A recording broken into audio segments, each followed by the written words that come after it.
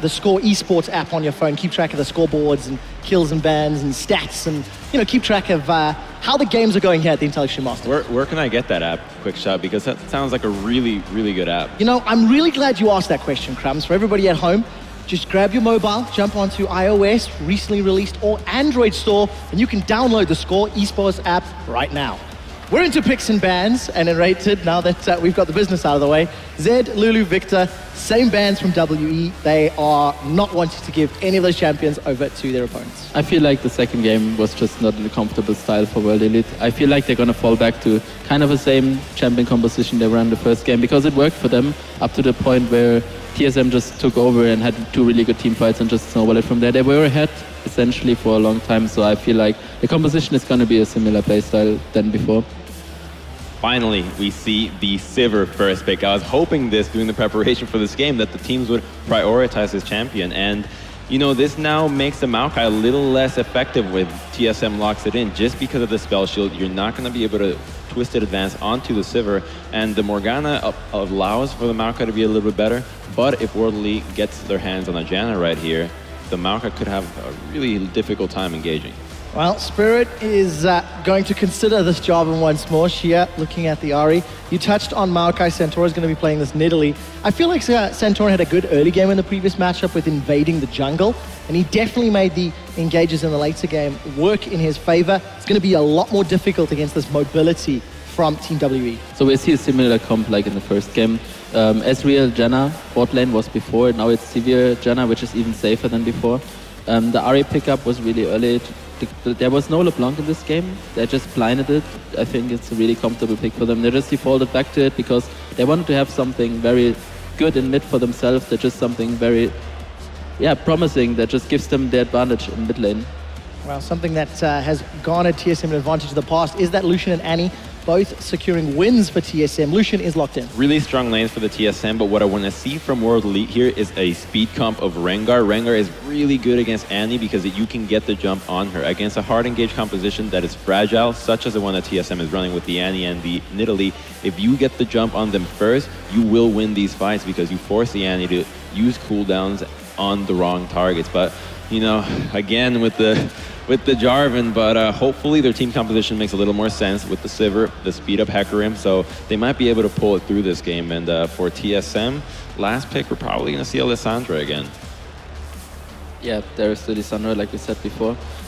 I feel like the rundown comp is still there, even though they don't have a Rengar. I think that the Jarvan Hecarim combo with the Sivir speed up and the Ahri follow up in general just should work in their favor against the hard engage. The Lissandra might negate some of it because she can just go in and just disengage as good as possible. Dyrus can soak up a lot of damage, but I feel like the Annie will not work the same way it did in game 1. Well, a couple of seconds left before we jump into the game. Slightly different decisions. Crumbs, do you think TSM has the better comp here? I think they do, but they have to recognize how fragile and where their damage is coming from. If they get locked down, the Maokai, before you had a Rumble, so you had almost a 5-threat composition with the AP on the Annie, you no longer have that. Yeah, TSM going all in with this one with their eyes on the cup. Can they bring it home? We'll find out in a quick second. I prefer.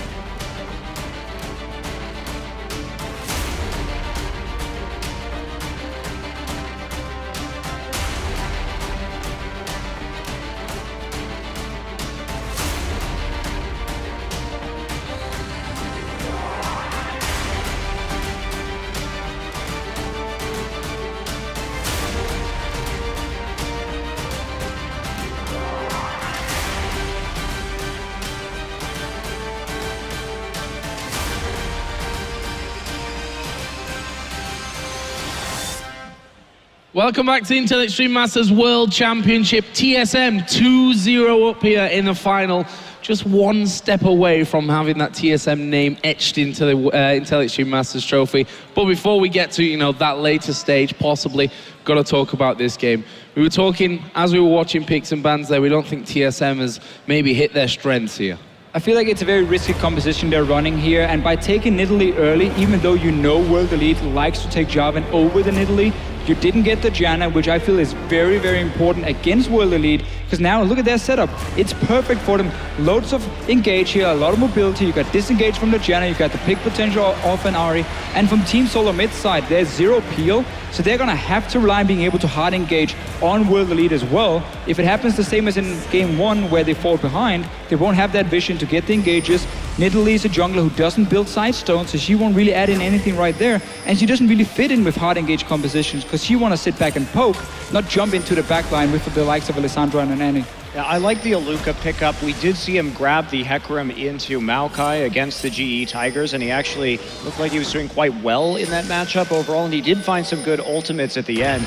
But I agree. I think that perhaps a Nami would have been a better support choice here, but, with Lustboy's exceptional performance on that champion in game 1, I suppose it is kind of justified, but the speed that we're going to see from WE with all of the Sivir ult coming in is going to make it really difficult to pull the same kind of tricks. And it's going to be so tough because late game you're going to have a QSS, maybe a Mikhails from the Janna, you're going to have spell shield from the Sivir, and of course the ulti as well from a Janna to really avoid your backline dying.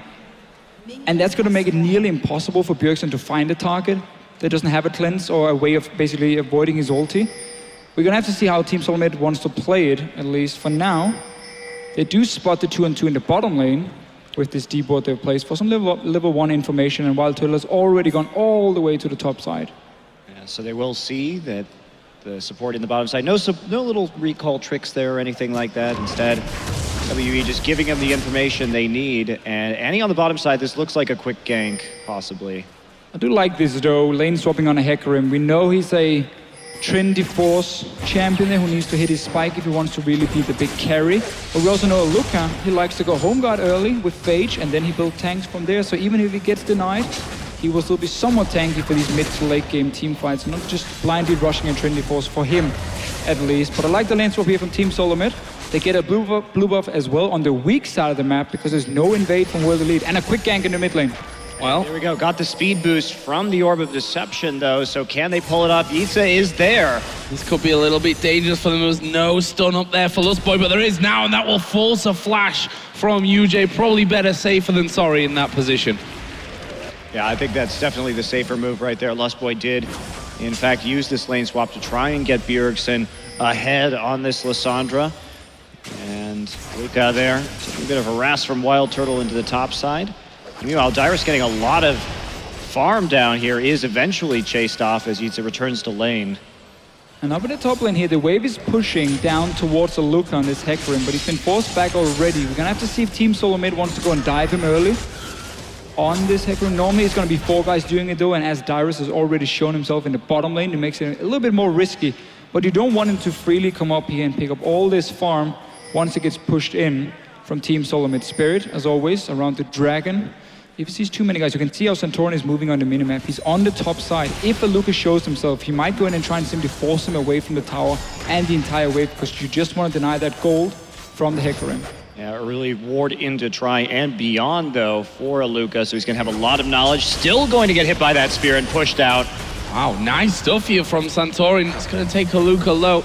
Obviously, no finisher from that one. Wildturtle did actually push down and try something as well, but now Dyrus has just TP'd into that bottom lane. He's managed to clear out the wave though, and even Mystic taking a turret shot there, so shouldn't be too much danger for him. And that's just perfect from Team Solomid here. They didn't have to try and risk it with the dive. They could just force Aluka away. He lost the entire wave, and Dyrus managed to get level 3 in the bottom lane. That makes it a lot harder to dive him. He has a Ruby Crystal, so he's safe to sit and farm in the lane. No risk of being killed by the likes of Spirit, while Aluka has already been set pretty far behind up here in this top side. So I really like the way Team Solomid played the lane swap early.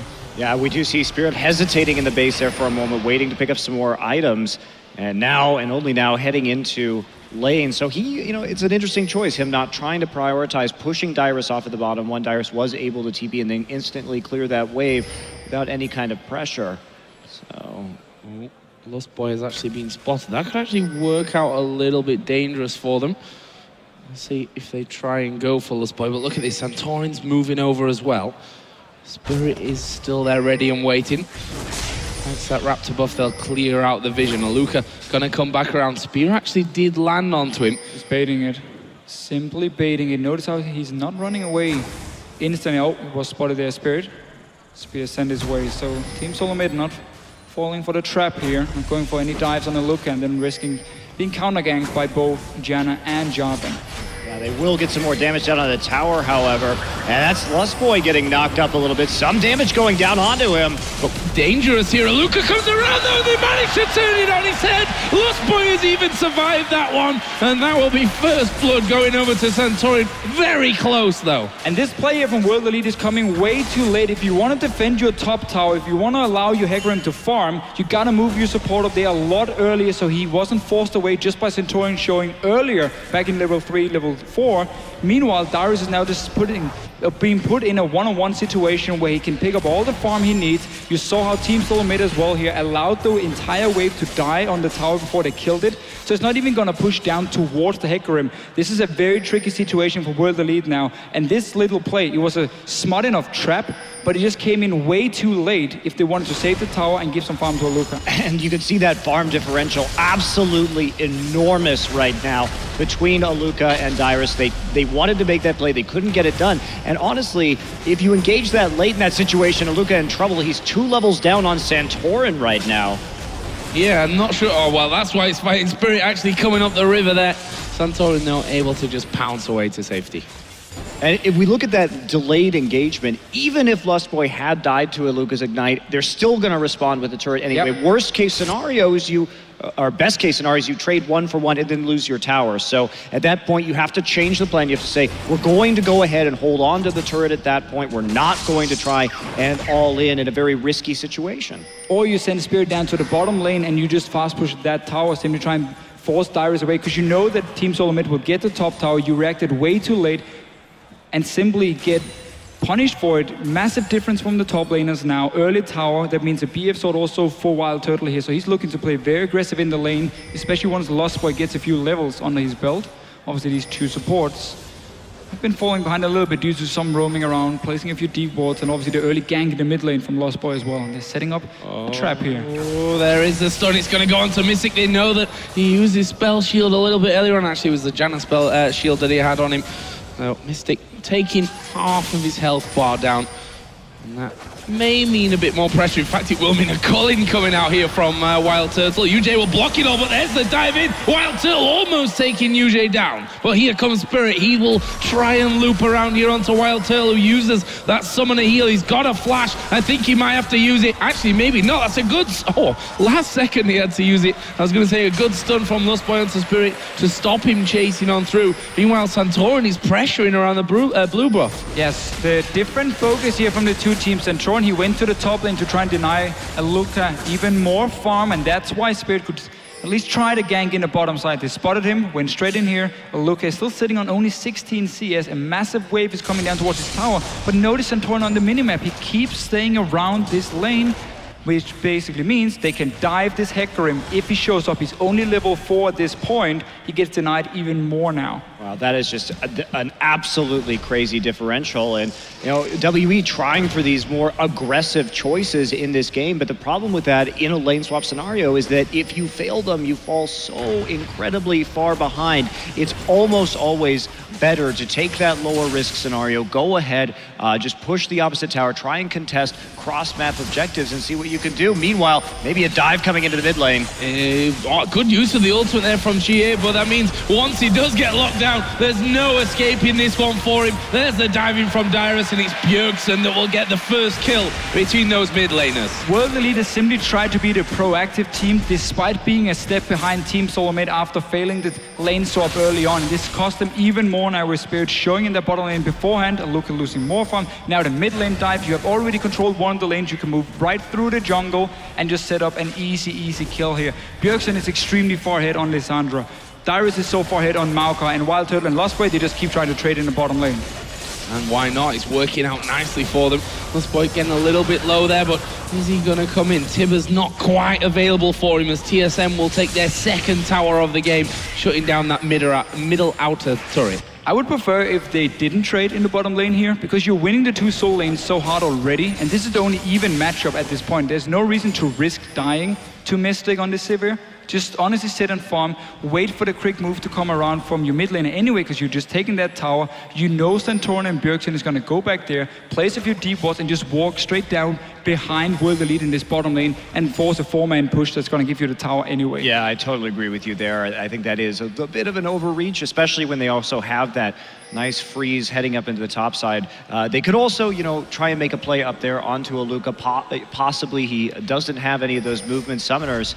And with that Maokai and the hard CC, you have a lot of threat right there. Not to mention, they've got the deep pink ward. So Aluka in a very dangerous situation at the moment without very much vision at all. But it's not going to be capitalized on, at least instantaneously, by TSM. I almost feel sorry for him because he's been sacrificed by his team here. Yep. Not his fault. He did the only thing he could do. He walked up to the lane, saw there was a dive coming, backed away from the tower, and he's been doing that over and over, but there was just zero help, or when the help arrived, it was way too late, and just the wrong call by William. Yeah, it was the Hail Mary right there, basically, instead of trying for the safer play.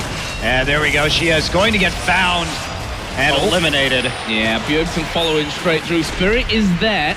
He just started off his red buff and was like, oh guys, what's happening here? Wildturtle's actually recalling on that bottom side, so not pushing through onto that tower. Had every chance to get at least some turret damage down there after Mystic went to try and respond to this deep invade. Santorin and Lustboy setting up, trying to prey on Spirit. No vision in that brush, however.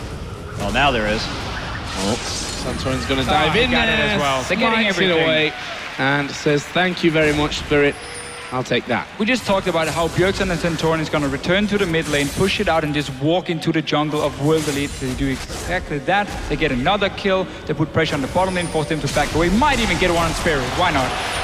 Well, Spear, kind of easy to land when someone's recalling right on top of your ward, but credit nonetheless. Santorin here, 2-0-1. 2-0-0 for Bjergsen as well, as Turtle realizes, okay, I'm alone in this bottom lane. Not for long though, because Lustboy is headed down there, and he's forced them right back onto that tower. I'm surprised they've not gone for Dragon yet on that bottom side. Actually, just been able to get kills. Yeah, they've been able to get the kills and take the other objectives. There's no real need to go for the Dragon at this stage when you continue to snowball your game harder early by taking towers down. And that's what they've been doing. Just the gold that you can get from these kills and dragons is definitely more worth it at this stage in the game. And honestly, TSM has done such a great job of snowballing the lane swap advantage they get out. And you rarely see teams give up lane swap advantages like this anymore because teams should know how to play this situation. And WE just absolutely bungled it. And that means that pretty much Dyrus probably isn't going to die this game. Righteous Glory, of course, a great item. Just continue to create picks, continue to get kills, and close it. So I think it's great what TSM is doing, but it hasn't been much competition. Oh, Spirit.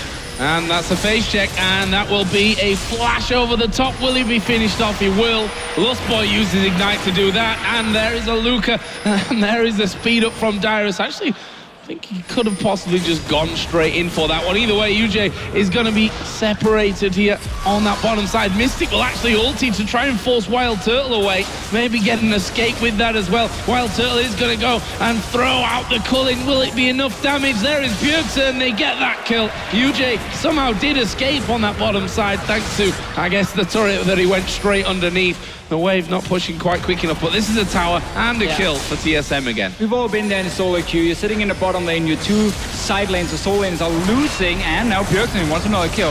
Well, that was pretty impressive stuff there. He actually got charmed anyway, and he's going to get the kill. There is Spirit diving in. Santorin is probably going to get sacrificed, but they should be able to pick up Spirit as well. It's another one for Bjergsen. It might be a double for Bjergsen.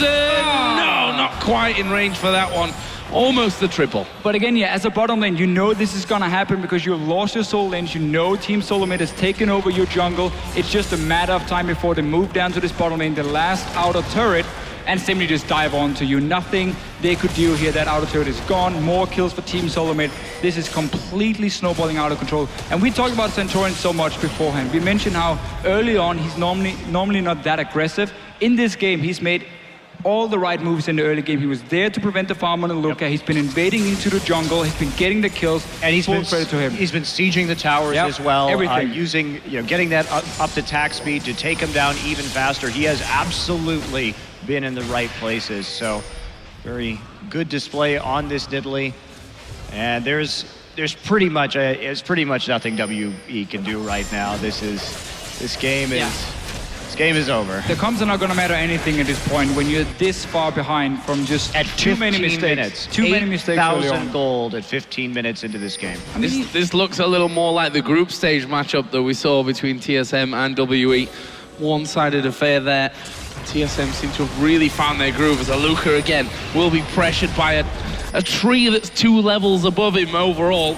Probably not the matchup that he's looking to ever come out on top of, albeit not with masses of damage there from Dyrus either. Bjergsen's just actually spotted someone there inside of the brush, and well, he spotted 3 without really knowing it. Uses his ultimate defensively. That's a good flash into Charm and a good shutdown. They may even get Lustboy here as well. That will be the second kill. It's Spirit that will be finished off though to make it 2 for 1. Here comes Dyrus from the side. YuZhe going to be slowed down completely. He should be chased by both Santorin and by Dyrus. We'll use a Monsoon, but that won't mean anything. And that is a 3 for 2 in favor of TSM again. They even turned that one around. Well, they're so far advanced. They also had TP advantage. It was a desperation play there by WE. They didn't also have the burst set up to immediately kill Bjergsen right there. So it's basically all they can do is the answer.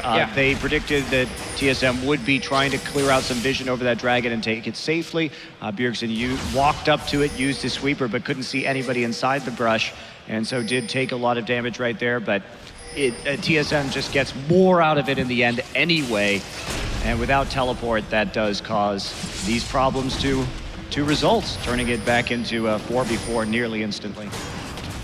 There's a red buff for Spirit. For what it's worth at this stage, Dyrus headed down bottom as well. 126 to 90 CS. There's a 30 CS lead in that mid lane as well. You can see Dyrus looking so much more confident this time around, and obviously easy to see why when you've had such a brilliant start. Meanwhile, Lustboy will be charging down towards that bottom lane.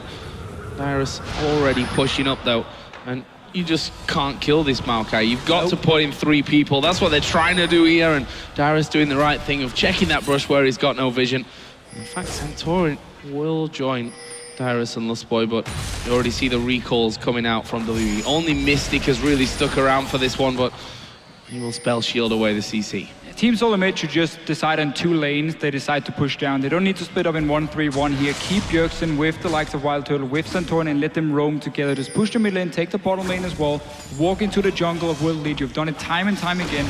Take control of it, ward it up, and then you can just move so fast between these 2 towers here of World Elite, because you can move straight through the jungle and they can never walk in there because there's similar risk of face checking the likes of Lissandra and Annie, and then you die. That jungle is pretty much TSM's at this stage of things. There's a pink ward going to be cleared out as well. Not exactly WE in a position to be affording so many pink wards that get instantly cleared out, but they have to try and wrestle some control back of their own jungle, and this could be the attempt that they're looking for. Spirit will go in with Aluka, but look at the turnaround from Santorin. Dyrus will get one. Bjergsen now joins the fight, but the Monsoon from YuZhe will cause them problems. Meanwhile, Turtle completely taking out Xiye of that fight, and it leaves just Aluka trying to trot away from that one, and there are 3 men chasing him in. Once Dyrus gets the callbacks down, they pick themselves up the ace. It's the only thing WE can do, is to try and get some kills before the full vision stranglehold comes in from TSM. They found a couple of picks, but they always lose more, and with Turtle still alive, they will be able to use that attack speed bonus from the Nidalee heal just to take down these towers very quickly. I mean, this is just a tremendous advantage. WE having a very rough day I think that's safe to say. So they go for the engage, they have to try honestly. They get a good pick first of all, but now you can just see the rest of Team Solomid. That's why we want them to go for just 2 lane, because you can quickly collapse in the jungle. Wildturtle obviously fighting here, cleaning up a few kills for himself. Bjergsen is extremely strong. And they're just so far ahead, and it's absolutely fantastic to see a team really snowball an early advantage and not give anything to World Elite. You take every tower, you take all the dragons, and you keep getting more and more kills, so there's nothing they can do to come back. It's really well played by Team Solomid. 38,000 to 26, a massive, massive lead. Rod of Ages for Santorin. See him there catching Aluka out inside of the jungle. Won't be able to bully him back. Another free blue buff, basically, for Bjergsen to get a hold of. They have 4 men up by that Baron. They really don't need that Baron at this stage. And WE are trying once again to set up something, some kind of pick kills. They got 1 in that last fight, but got aced for their pleasure.